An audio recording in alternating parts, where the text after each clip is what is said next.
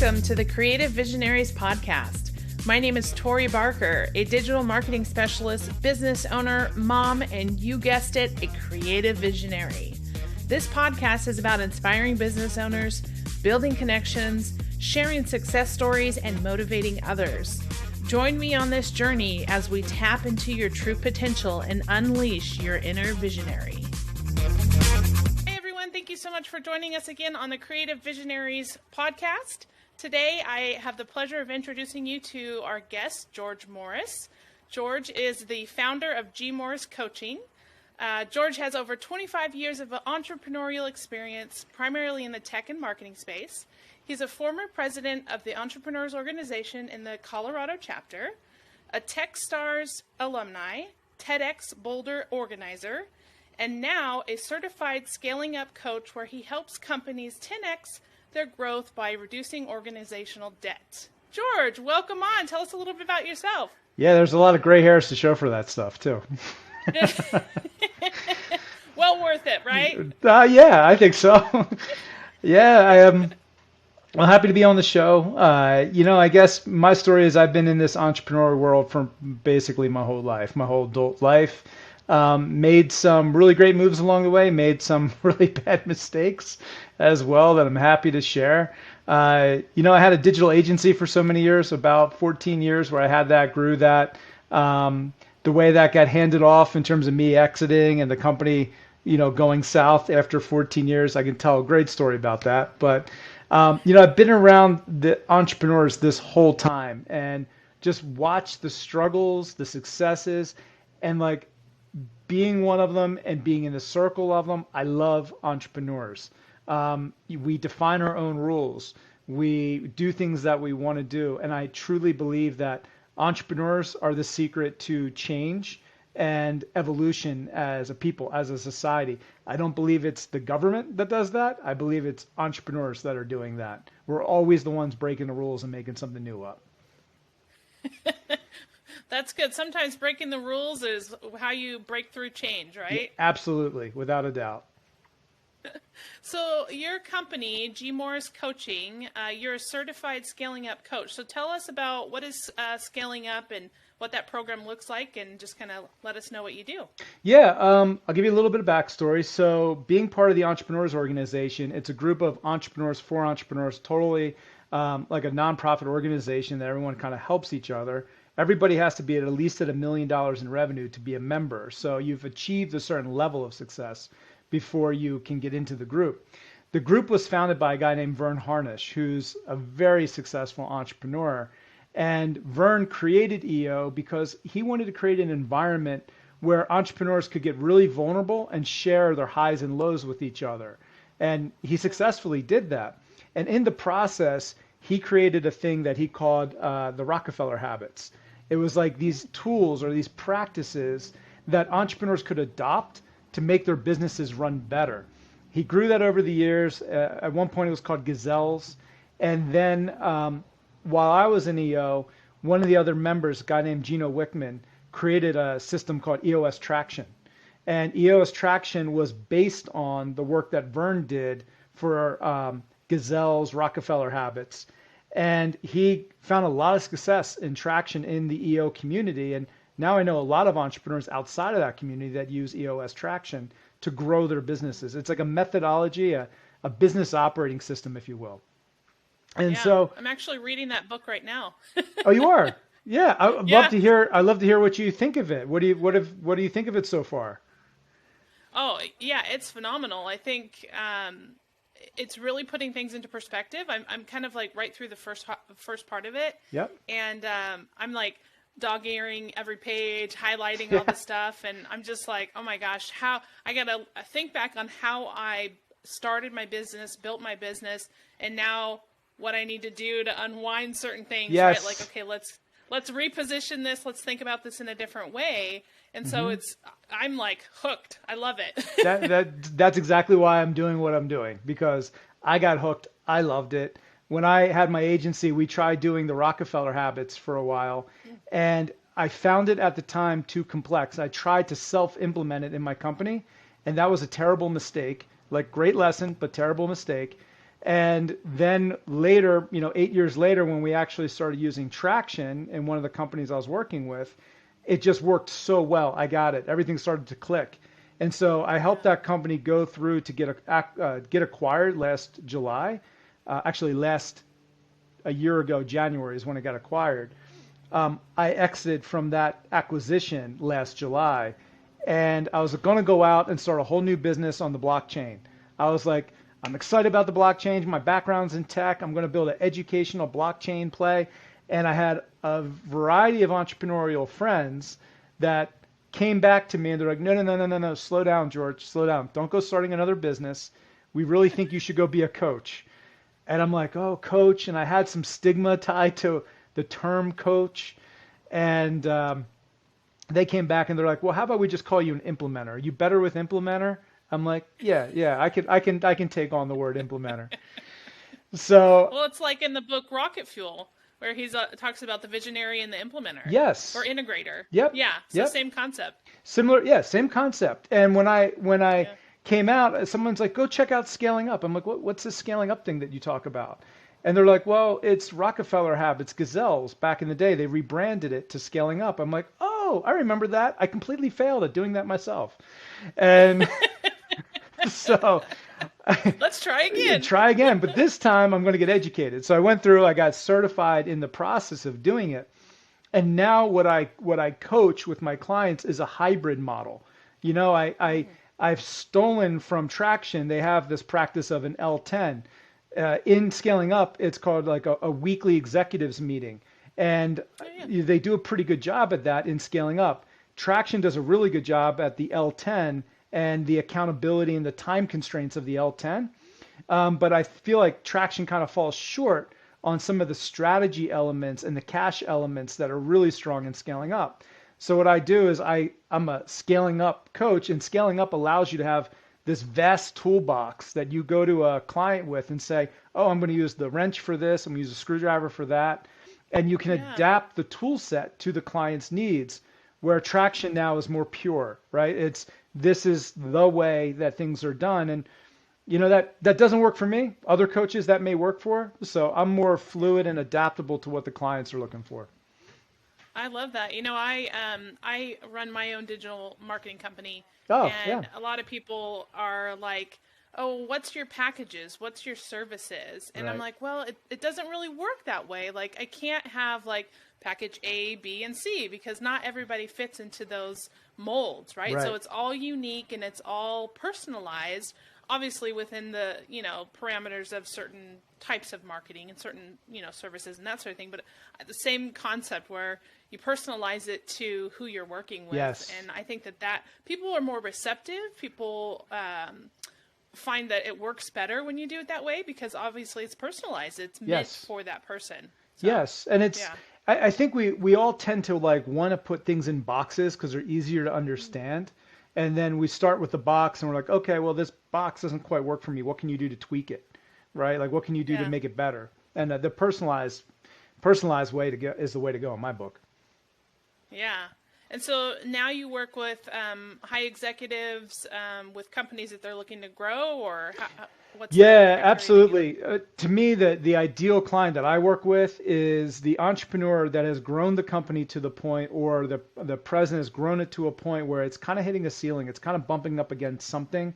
And the ideal person I'm working with is, for me, the founders who have come to the conclusion that what got them here isn't going to get them there, right? That they've Yeah. hit some kind of wall and they want to move from working in the business to working on the business, right? Yeah. And they have the intellectual humility to step back and say, I'm probably not the person to do this. How can I bring in some outside help so that together, myself and the team, we can get to where we need to go?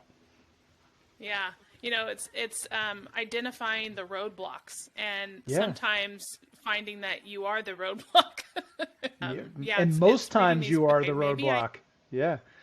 am the roadblock in this section here, and Yeah. there's this opportunity, we need to get there. How do we do that? And so asking those questions and finding the right people. And I think all entrepreneurs come to that point, whether they pass that threshold, Mm-hmm. or if they stay where they are or close their business or just go to being solopreneur. It's, depending on how things move forward from that point. Yep.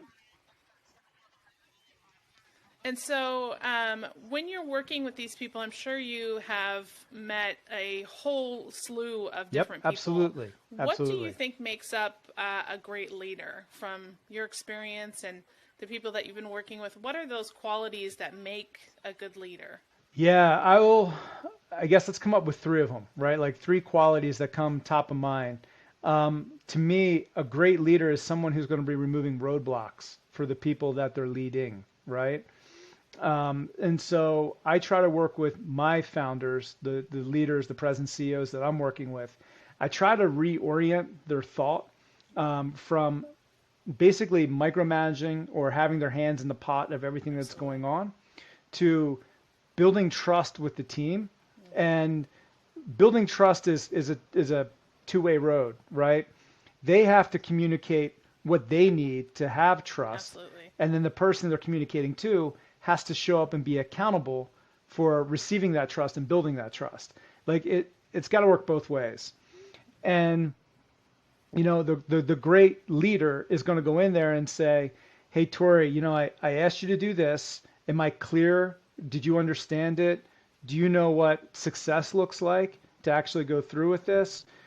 Is there anything that you're nervous about or you're feeling unprepared for that I can help you with?" So we're going to have that kind of dialogue. And as you're going through and doing the thing that I'm entrusting you to do, I'm going to keep checking in with you. How can I help you? Have you ran into any roadblocks along the way that I can help you remove? Trust is one of my core values And for my to company, me, that's the and number I one think attribute trust within of a my great team, leader. trust within the clients that I work with, Yep. only sets you up for success. Yeah, there's a great book. If you're, I don't know if you're familiar with Patrick Lencioni's Five Dysfunctions of a Team. So that's a great book to read. It really looks at like the high performing teams. Like what do you need to have to be a high performing team? And you think of it as a pyramid. And the bottom thing, the bottom dysfunction is trust. You gotta have trust. If you don't have trust, you're not going to get to these other levels of a highly functioning team. And So Patrick any other Lencioni has qualities built that you would a associate with a great fantastic leader? system and a way of thinking around the idea of building higher functioning teams on trust. Yep. The other one I would say is intellectual humility, right? Someone who is confident in their skill, but also isn't bringing a lot of ego to the game. They can be confident that they can lead in a particular area, but they also have that humility to say, I may not have the answer. In fact, I probably don't have the answer, or I only have one of the myriad of answers. How can I be curious to work with my team so that my team can step up and my team can start leading with ideas? I think the one that really has that in my book throughout history, the most iconic one is Abraham Lincoln, where he built that team of rivals, right? Like, I don't have all the answers. I want you guys to debate amongst yourself. I want to watch the discord. And that's how I'm going to learn. That's how I'm going to grow. Yeah, the final quality for a leader to me is hiring better people than them. There's something to be said about the leader that thinks they are the best and they want to build a team of people that can learn from them, and they feel like it's their role to teach everyone under them how great they are. The best leaders are the ones that say, I'm building a team of people that are going to be superior to me all across the board, and I'm going to sit back and let them do their job. And I think that's the thing. Like, a lot of times, entrepreneurs especially, if they're from the early stages as they grow the company, they have derived a certain level of value from growing the company over time and all the things that they do. And it's really hard for them to let go and say, run with this, because inherently for them, it means they are not as valuable anymore. Makes me think about different types and of they take an ego hit. It's hard for them to do that. Entrepreneurs who are business owners and entrepreneurs who are, right, the people who have the skill. And so I think the ones who come with the skill, not necessarily the business mind, that's where they are challenged, because it's getting out of the way, letting the business grow and not having that ego take over. Like, well, I can do everything and I know how to do this. This is my business. And so, yeah, it's just interesting Yeah. because when I think about it, people, Right. there's different types of entrepreneurs with those different mindsets. And so, yeah, it's just interesting to hear you kind of outline the great leader and who that really qualifies for. Yeah, and also when you say about getting out of the way, I think a key True. point in that is this idea of being really clear about what you're getting in the way of and delegating that. I made a terrible, terrible mistake. One of my many terrible mistakes as an entrepreneur. I've had lots of good ones too, but I balance it. I there was a time where I was going through a particular rough patch in my relationship. We were going through a separation that was led to a divorce eventually, and I had my head so far up my butt that I wasn't paying attention to work and what needed to be done in the office. Yeah. So I got to a point where I took the entire sales responsibility, which was always on me for Yeah. many years, and I just shoved that over to our new hire that was in charge of sales. I didn't outline success. I didn't outline, Yeah. any metrics around that. I just said, here, take it. Because for me, I couldn't focus on that. When we look back, it's always that 2020 vision that we look back with. And one of the things I realized in my entrepreneurial journey is that years would go by after I made a decision, and years would go by, and I would second guess that decision, and I would look at Yeah. it in a different light because the time and environment and myself, we all changed. And what I realized is that I got to stop doing that. What I needed to do was to journal. So I've built a journaling practice, which every day for the last 9 years, I've never missed a day. I journal. Wow. And so I will go back and look at a decision that I made as an entrepreneur, and I'll read about why I made that decision. Yeah. And I often will say, if it's a big decision in my journal, I'll say, I am making this decision based on the information I have now and my current state. I believe this is the best decision. So then Yeah. 5 years will go by and I'll come back and look at that Yeah. journal entry, and I have a different way of looking at it now. But then I look at myself at that Yeah. point. I'm like, yeah, you did. You made the best decision you had at that time. So we've talked about leaders. Now let's talk about the other side, the team that the leader is Hmm. working with. So how do you gauge an Mm. A player on the team? I mean, because I'm sure a lot of companies have a team Hmm. and, they get to a certain point where either that team's not serving them well or they've outgrown that team. How do you identify those A players and the key team players on in an organization? Yeah, I'll answer that in two different ways. So the formalized way of doing that is a process called top grading by Brad Smart. And top grading really goes through and it evaluates and filters out for those A players using a methodology, right? So you're looking at a couple different things, and when you're going through top grading, it's more on the interview process side.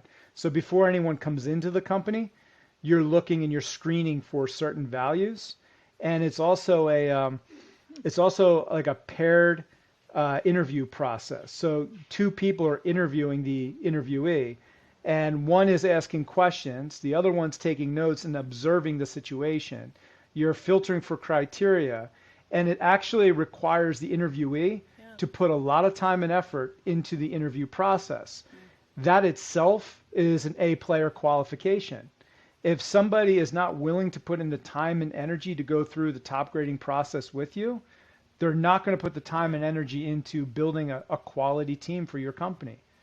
So top grading is a way, it's kind of soft ways that I look for A players is the same thing that I'm looking for in a leader, because your top players, you want them to be leaders of the team. You want everybody to develop an essence of leadership throughout the company, even if they're working on, Yeah. from an accountability chart, Yeah. the lowest area of the chart. You want them to be leaders.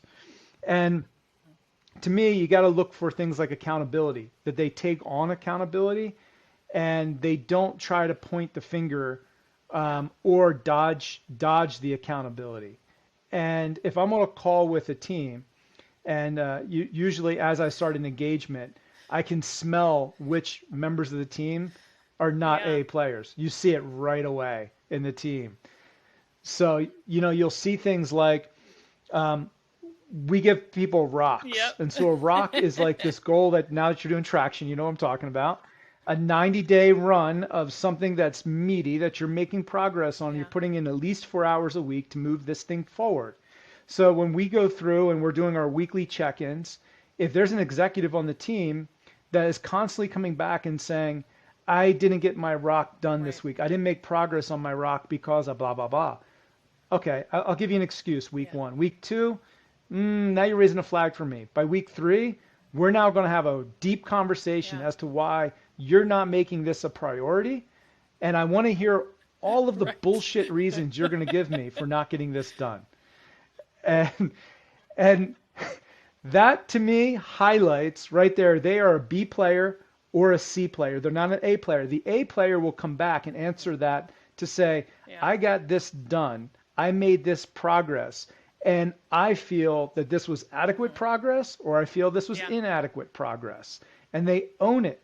And they don't go looking around the team and saying, it was Tori's fault. Tori didn't get me what she needed to get done, so I didn't get my piece done.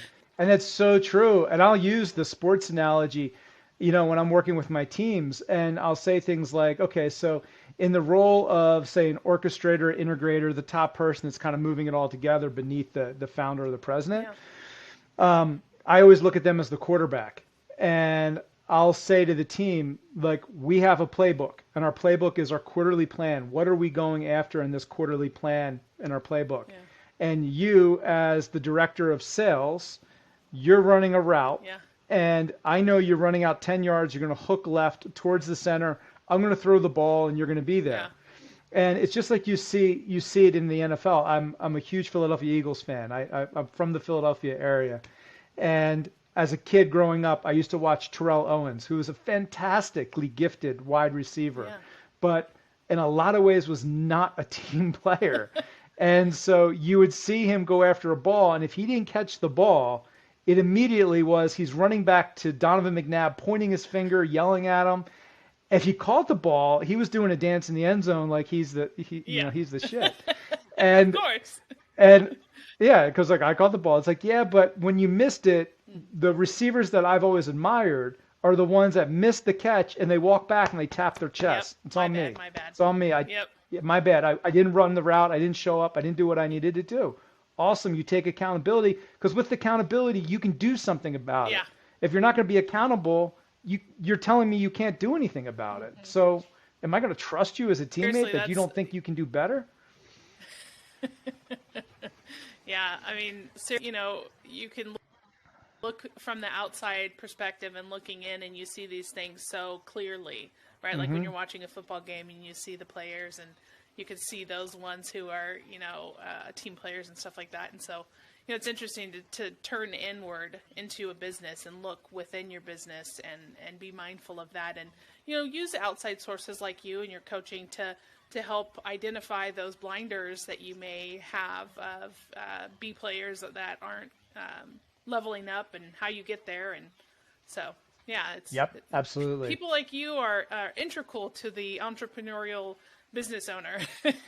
I always will say to people, it's hard to read the label when you're inside the jar, right? And so when you're in the company, you can't see it Yep. with as much clarity and detachment as I can. When I walk in, I'll see it.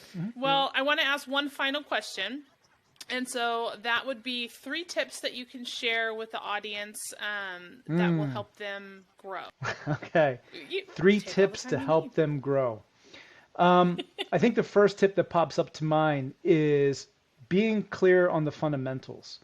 And, look at John Wooden as a great example, a basketball coach. When he would bring his teams in the beginning of the season, he would go through with all of them and say, this is how you tie your shoelaces. And this is how you dribble a basketball. And these are like world-class athletes he's talking to. And what his emphasis was Yeah. is the practice, right? Like the very basic fundamentals. And I feel like so many companies get so caught up in these complexities that drain us. And my job really as a coach, and I this is what I do. It's not magic. I just come into a company and I help them focus on the very basic principles, the fundamentals. Because as a company grows, I think of it as like a ship. and it starts to build like these barnacles on the outside that slow it down. I'm just coming up and help them clip off the barnacles so they move a little quicker. So getting really clear on the fundamentals and like what are we best at? What are we really good at? And what do we need to eliminate that's a distraction to us?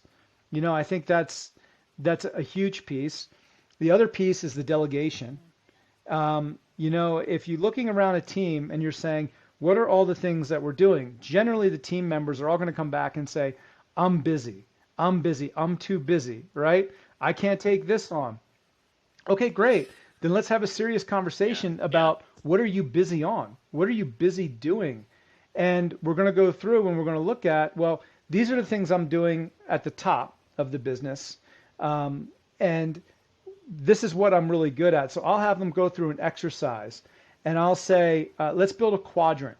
And on the quadrant, we're going to have one axis is going to say, this is what I love. And on the other side, this is what I hate.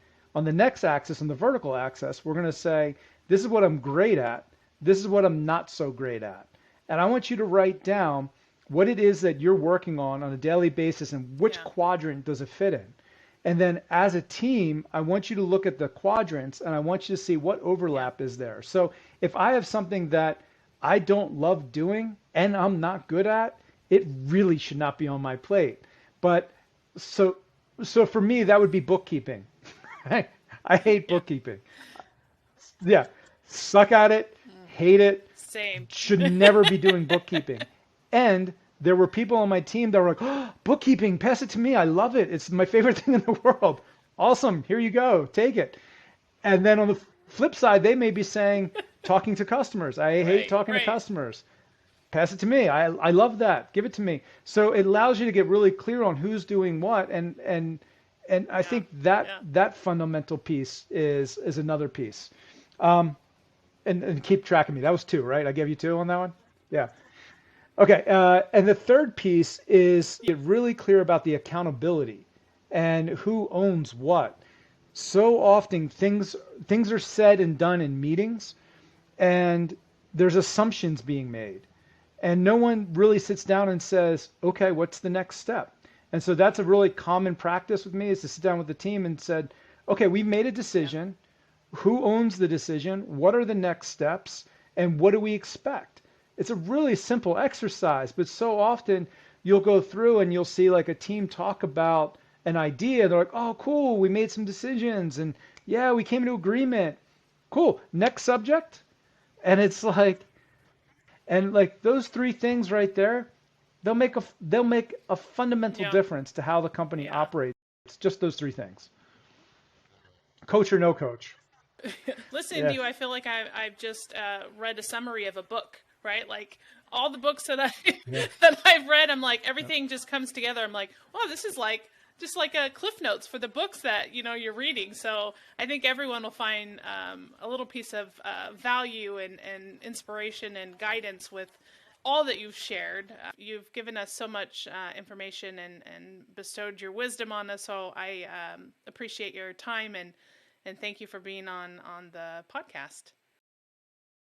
Yeah, happy to be on the podcast, and I'm always there if people have questions. Up on my site, I have a WhatsApp link. So if anybody wants to hit me up on chat and they just want to ask me a few questions here and there, happy to answer them, happy to move them along. To me, again, entrepreneurs change the world. So if I can help anybody out to move them forward, I'm here. Awesome. And then tell us where you want people to visit you, social media, website. What's the best way to get connected? Yeah, just hit my website. It's just GMorris.com, George Morris. So it's just GMorris.com. And I got all my socials and stuff on there. If people care about that, they can go ahead and jump on that. But otherwise, they can take a look there. If they want to reach out, there's plenty of ways to reach out to me, and I'll get back to everybody. Awesome. George, thank you so much for being on the podcast. It's been a pleasure. I've taken back some nuggets for myself. I'm going to have to re-listen to the episode and, jot down my notes and just appreciate the time and you sharing all of your knowledge with us. Well, Tori, thank you so much. I appreciate talking to you, and good luck with your agency too. Thanks so much for listening to the Creative Visionaries podcast. If you've enjoyed this episode, make sure you subscribe, leave us a review, or share with a friend. Also, make sure to visit us online at creativevisionariespodcast.com. You can also follow us on Facebook, Instagram, or LinkedIn. And stay tuned for more episodes to come. And remember, it's time to tap into your true potential and unleash your inner visionary.